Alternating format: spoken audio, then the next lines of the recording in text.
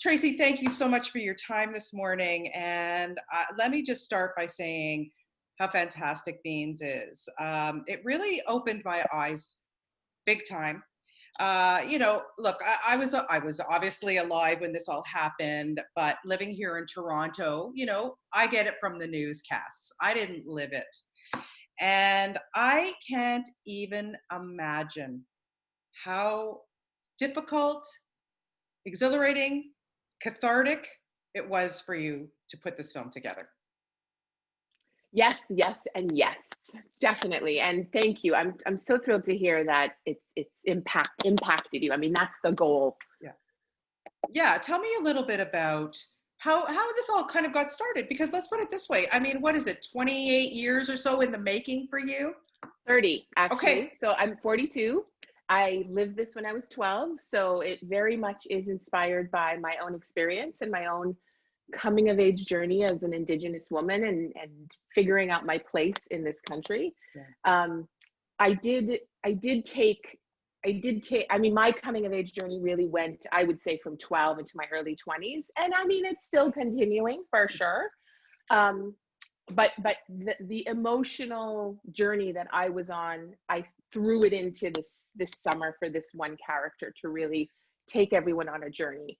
So yeah, I've always wanted to tell this film. I wanted to be a filmmaker since I was 12. And so even after I lived the Oka Crisis, I thought one day I want to make this film where people experience it the way I experienced it, the way children experienced it. So it really is 30 years in the making, and it's really amazing to finally be here. Yeah, and so for those of us who are not familiar with the whole Oka Crisis, I mean, people are going to see this interview in the States. They're going to see it all over North America, and I want them to be familiar with what you went through, what this was all about. So give me a little bit of a summary first, so that before we start diving into the film. Sure. So the Oka Crisis, as it has since been called, was an armed standoff between two Mohawk communities and the Quebec and Canadian government. A neighboring community from where I live, it's called Kahnawake. Their neighboring community, a white community, wanted to extend a golf course into a very ancient forest, which also has a burial ground. And the people of Kahnawake, the Mohawk people, said, no, you can't take more land. So they occupied that forest for months. Eventually, the Quebec government ended up sending in a riot squad. All hell broke loose and a barricade was erected. My community, which is about 45 minutes away, hearing about what happened, then took a big provincial bridge that connects the South Shore of Montreal to the island of Montreal, and we occupied that bridge in order to ensure that no more bloodshed bloodshed happened at the neighboring community. And then this stretched on for 78 days in the summer of 1990. And the Canadian Army was called in, our food was cut off, there was a lot of human rights violations right here on Canadian soil. Amazing. And how relevant is this film today? Unfortunately. I know. I mean, when we made the film last fall, it was a different film than what it is now. And not because we've changed the script or I changed the cut. It's just because we are living in a new time. And here's the thing, for Indigenous people, for Black, for people of color, it's not new. Yeah. The film would have resonated with that audience. I think what's different now is the rest of the world, their eyes are open. I hope their hearts are open. And I do think that the film is made for this moment. So it's exciting. It's exciting to be able to bring it to the world right now. Yeah, absolutely. 100%. That's exactly how I felt as I was watching it. I go, this is a really important film, no question. And it does cross borders, no matter who you are. There's no question about that. What I also loved about it so much was that you didn't tell it like a documentary. You know, sometimes documentaries can be boring or whatever. Some people just don't, they don't like docs or whatever. What I loved is that you did tell it from your eyes, but through a 12-year-old girl who is absolutely phenomenal in this. Now, I saw her in Anne with an E. I know who she is, but tell us a little bit about why you chose her And what it was about her that you knew that she was going to be able to carry this film? Well, I mean, look, it was definitely a big casting process. We did open up all the roles nationally. So we had an open casting call. We had a ton of Indigenous kids apply. And I did reach out to Kiawentiio and asked her, I would really love for her to audition as well, which she did. We ended up shortlisting all the kid roles to about 22 kids. And we ended up having a weekend workshop in Toronto. We flew them all in from across Canada. To work with Malie Hutton, our acting coach, and just do acting exercises and learn more about acting and access that vulnerability. And at the end of that weekend, we did another audition. Now, at the end of that, I knew, for me, she was beans. But there was still a lot of work to do in terms of I really wanted her parents and her to understand the magnitude of what they would be agreeing to. So, you know, they saw the entire script. I discussed with them how I would handle difficult scenes. Mm-hmm.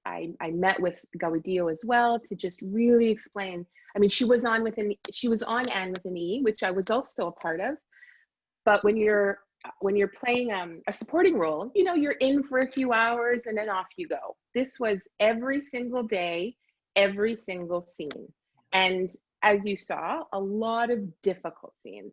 So I really wanted to make sure they knew what they were in for. And after lots of talking and lots of reflection on their part, they agreed. And from that moment, I mean, she was completely committed. Yeah. And every day coming to the table with that bravery and that vulnerability. And she delivered. She is beans. Yeah, she really was wonderful, honestly. And she goes, and as you say, not only does she go through a lot, the characters, everybody, you know, the families, everybody goes through a lot. And take me through, you recreated the incidents of crossing the bridge, of having, you know, rocks thrown at you, dealing with the police. You know, honestly, how did you get through making some of these scenes without like falling your head off and taking you back to when you were a little child and just like, you know, I don't know how you did it. I really don't know how you did it. So I didn't do it. I did bawl. I did cry. I did sob. I did have to walk off like every so often to just breathe and recenter so that I could go back on and be the director and the leader for everyone. But that rock throwing scene is something that I did live, and the way it's written and the way it's shot is very much the way I experienced it. So ripped directly out of my memory. Okay. It's the hardest thing I've ever had to do. And it was really important to me and the whole team that in recreating the most traumatic moment of my life, I did not want to pass on that trauma. So shooting of it had to be, we had to have a good time. We had to have fun. So that was sort of the goal I went in with and stayed really focused on. And of course, only the cast can actually answer if we achieved that. But you know, the extras, whenever we weren't in the scene, they were waving and cheering. They were doing the wave as the car was being repositioned. We were waving at them from the car. So really, it was only when we were rolling that the tension was there. Otherwise, we really tried to just have a good time. And the kids were in only for their shot, and then off they went. Yeah, but after it was over, I got to my car and I sobbed until I had nothing left, and then I drove home and I collapsed. I can imagine. I wanted to ask you if your family has seen the film and what they think about it. Not yet, but my sister and my mother are coming to the premiere on Sunday. Great. So that's going to be their first exposure. Okay, cool. Yeah, I want to talk to you after now to find out, because I'm so they're going to be so proud of you, Tracey. There's no question about it. I mean, it's so wonderfully done. And as you were saying too, it's not a movie for kids, but there's so many kids in it, and that's you pretty well answered the question. But just trying to keep them,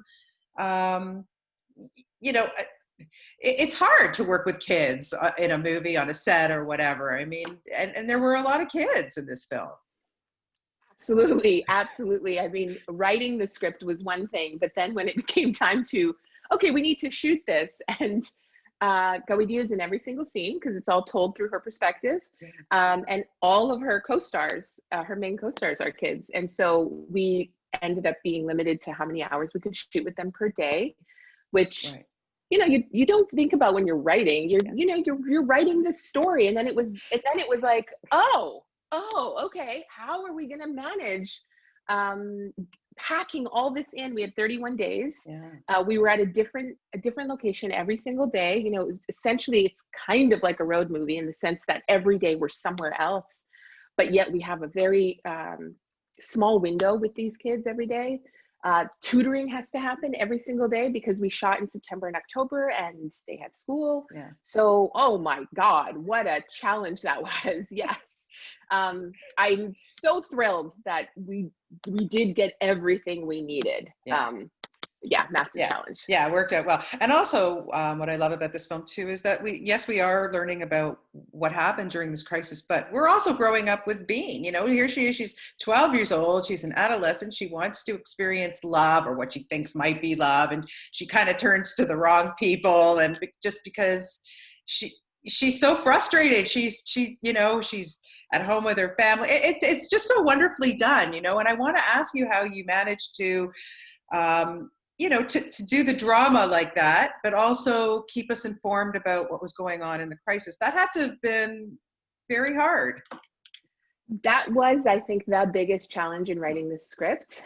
So my co-writer, Meredith Vushnik, and myself, we worked on the script for a good 8 years. And in the beginning, focusing or telling the story of Oka was really where we were putting a lot of energy, and then figuring out how to put the coming of age within that. Yeah. And it was unwieldy, and it wasn't interesting. It wasn't working. Draft after draft, it wasn't working. And then it just dawned on me, you know, the truth of it is, as a 12-year-old, I was not aware of everything going on. Of course. Sometimes I would catch a little something with them talking, or I would be coloring and they'd be watching the news and I would look up. So once we zeroed in on that, and we were able to just now tell the story from the reality of a 12-year-old, that really helped break open the script. But we realized that the audience would need context that she didn't have. But for you to go on this journey, you would need context. And so I dug back into my documentarian roots, and came up with these 4 segments to just land us in the overview of what was going on in those moments of her life, to just situate everyone in what was happening. And also, it was really important to me, I think, when people get uncomfortable or they start dealing with feelings that make them uneasy, I think the defense mechanism is to go to, well, I'm sure that didn't happen. Right. I'm sure they made that up. I'm sure they're exaggerating. So using the actual footage as these benchmarks throughout the film, for me, was to make sure the audience knew that this did happen. Mm-hmm. It is not made up. Yeah. So, and it took 8 years. It took 8 years to get to a place where the script was what we wanted to say. Yeah, fantastic. Now, you, of course, have always been very recognized by the people at TIFF, the Toronto International Film Festival has been very good to you, and you've done such a great relationship. And here you are being recognized, going to get a great tribute, Emerging Talent Award. That's huge, Tracey. What does that feel like? It's crazy. It's crazy. It's exciting. I'm so honored. I mean, I'm coming out with my first feature, and this has been a dream project for 30 years, ever since I wanted to be a filmmaker. I have done professional development programs with TIFF. The dream was always coming back with my first film. So to now also be receiving this incredible honor, I mean, it's unreal. I am on cloud 9. I'm so I'm really proud. And the little 12-year-old girl in me who had this dream and who was told repeatedly, like, that's stupid, that'll never happen. And who also felt that she didn't have a place in this country and didn't have a voice in this country. To be here now, I mean, that little girl in me is just beaming. It's amazing. Yeah, and to be able to tell these Indigenous stories, as you have with other things, but this is, you know, really going to be a huge launching board for you, I think. Although I loved your series, but you know, that was amazing too. But what are you hoping now, like post Beans? Everyone's going to see it. What are you working on now, or what kind of projects do you want to give us, give the world? Like, really, you have such a huge voice. It's amazing. Thank you. Thank you. Well, I hope to continue doing what I'm doing. I do have another feature that I have also been working on for a good 5 or 6 years. I've been working on it since Mohawk Girls. And it's an adaptation of a book called Inner City Girl Like Me. And it's about two girlfriends coming of age, but they're older, in an Indigenous gang in Winnipeg. Wow. And I mean, it's right in the same type of themes that I love to explore. So we're very close to finishing the writing process of that. So I'm excited that maybe that might be the next project. I'm speaking with other people, other companies, other IP is kind of coming my way. So we'll see. We'll see. I'm not sure yet. Well, I'm not worried about you. And lastly, I have to ask, what is the most important takeaway that you would love for people after seeing Beans when they walk out of the theater, or they watch it virtually, or wherever they get to see it? Because I really hope they get to see it. What do you want them to come out talking about?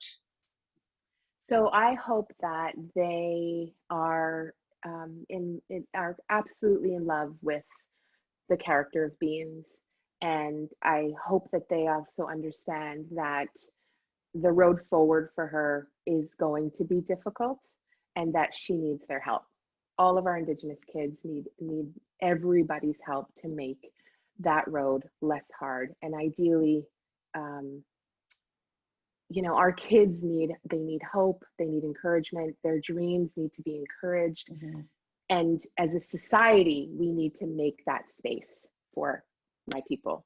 So I really want people to leave feeling motivated to go back into their lives within the power that they have. And we all hold power in our own way, to use that power to help us. Yeah. Well, you're a living example of it. So I am hopeful that your message is going to get out. And like I say, I just want to congratulate you on everything. We're very proud of you here, and just have the best time. I know it's not, the ideal doing this virtually and whatever we have to do, but I'm just so proud and happy for you. And thank you so much for your time this morning. It was a great chat. Thank you. Thank you so much. You're welcome, Tracey. Have fun, okay? And I hope your family loves the movie. I really do. Thank you. Take care. Thanks. Okay, bye.